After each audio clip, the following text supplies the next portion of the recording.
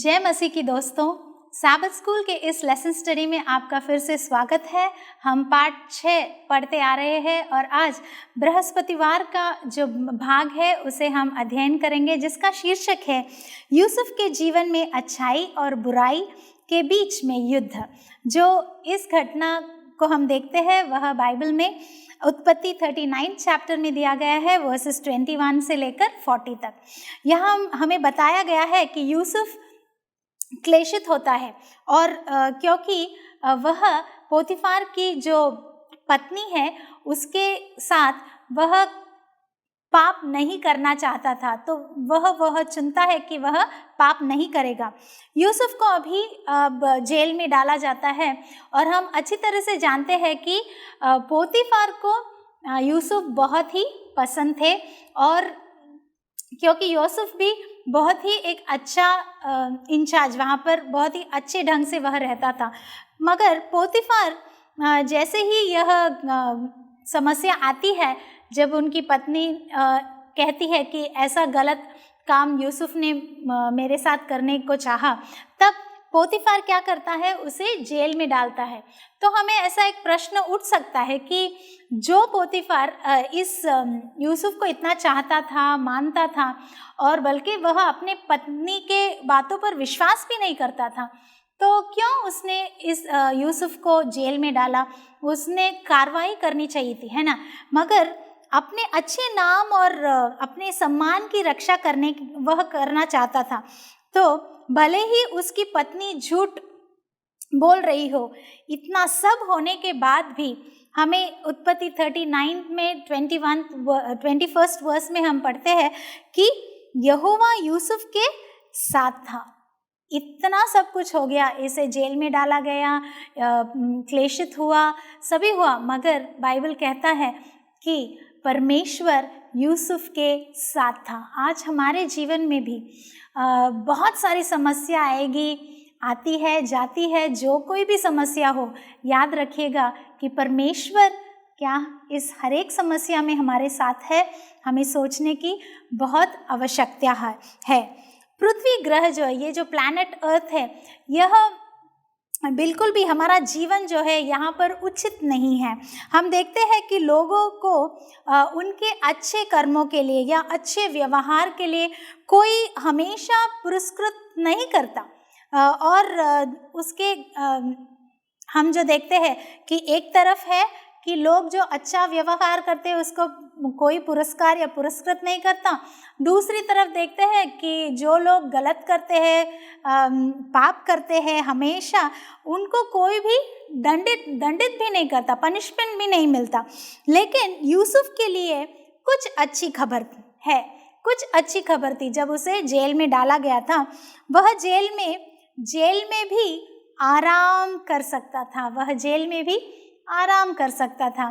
क्या हम हमारे परिस्थिति में, हमारी समस्याओं में, क्या हम यह आराम कर सकते हैं?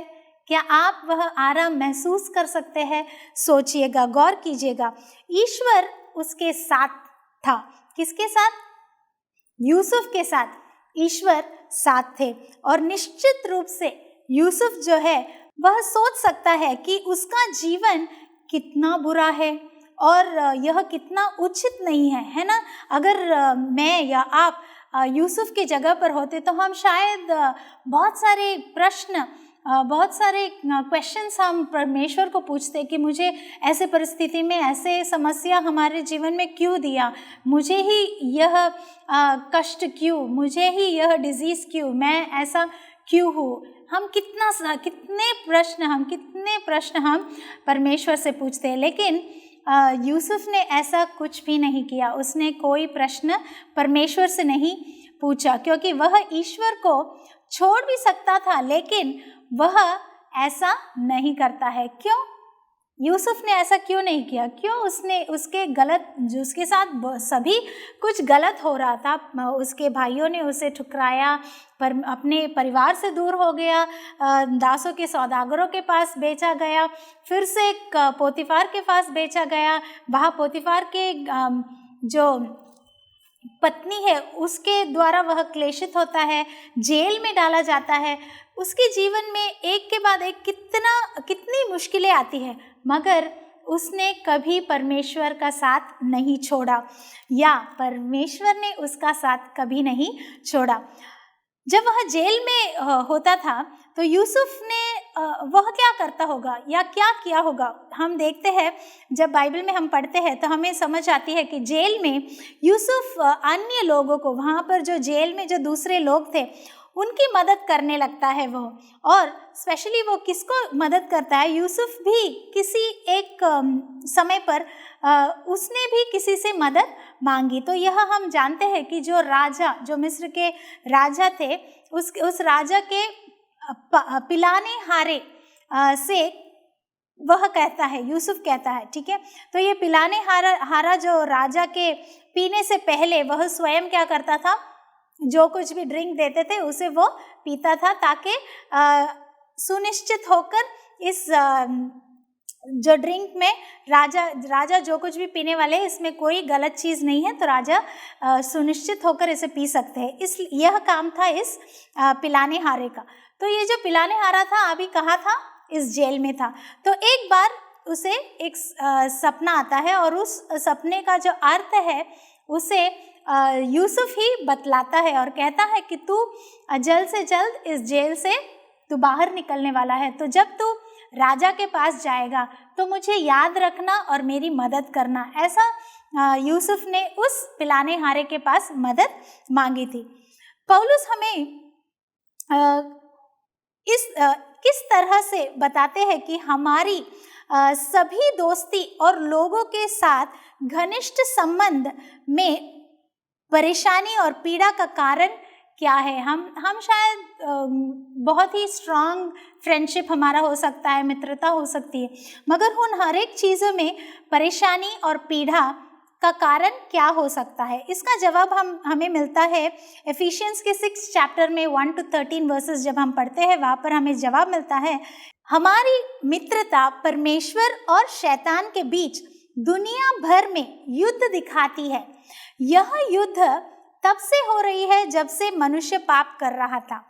इसका मतलब है कि कोई आदर्श दोस्ती या परिवार नहीं। हम चाहे जितनी भी कोशिश कर ले, एक अच्छा परिवार होने के लिए कोशिश करनी अच्छी है, हमें वैसा रहना भी चाहिए, मगर हमें इस पाठ से यह सीख मिलती है कि कोई ऐसा दोस्ती या परिवार जो आदर्श परिवार या आदर्श दोस्ती इस दुनिया में नहीं। शैतान हमें चोट पहुंचाने के लिए और हमारे जीवन के लिए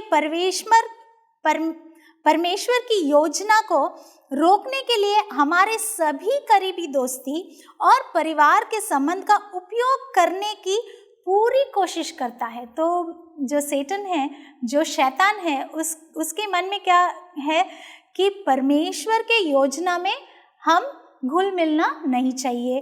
तो इसके लिए वह किसका इस्तेमाल करता है, हमारे करीबी दोस्तों और हमारे परिवार वालों को वह इस्तेमाल करता है। उस समय जाकर हमारे दोस्ती में या परिवार में समस्या खड़ी होती है और हम किस पर बहुत क्रोधित होते हैं, हमारे दोस्तों पर, हमारे परिवार वालों पर हमें भूलना नहीं चाहिए कि यह सब कौन कर रहा है, यह समस्या कौन खड़ा कर रहा है, ये शैतान ही कर रहा है। तो हम देखते हैं कि याकूब 1 यानी जेम्स 1:5 में देखते हैं कि परमेश्वर हमें बुद्धि देता है। हमें कौन बुद्धि देता है?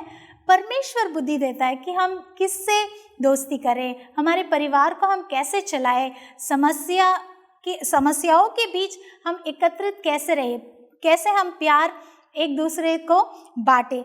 तो हम देखते हैं कि हम इस बात के लिए शुक्रगुजार हो सकते हैं कि परमेश्वर हमें शैतान के खिलाफ लड़ने के लिए कभी अकेला नहीं छोड़ते, मगर वह अच्छी और स्वस्थ दोस्ती कैसे की जाती है उसकी बुद्धि देने वाला परमेश्वर एकमात्र परमेश्वर ही है, और मुश्किल हालातों में भी हमारे साथ रहने का आश्वासन देते हैं।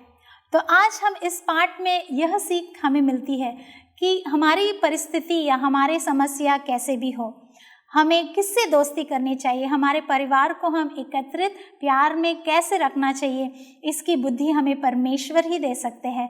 तो हम इस बुद्धि को देने वाले परमेश्वर से हम मनन करेंगे, उन्हें पूछेंगे कि हमें चलाइएगा, और इस जो हमारे दोस्ती में, हमारे मन में जो कुछ भी चीज़ें होती है, परमेश्वर और शैतान के बीच का जो युद्ध है हमारे दिमाग में होता है। तो इस युद्ध में जो भी विक्ट्री है वह परमेश्वर का ही है। तो हम परमेश्वर के साथ रहे और इस विक्ट्री को हम पूरी तरह से प्राप्त करें। हमारे साथ बने रहिएगा। परमेश्वर आपको आशीष दे।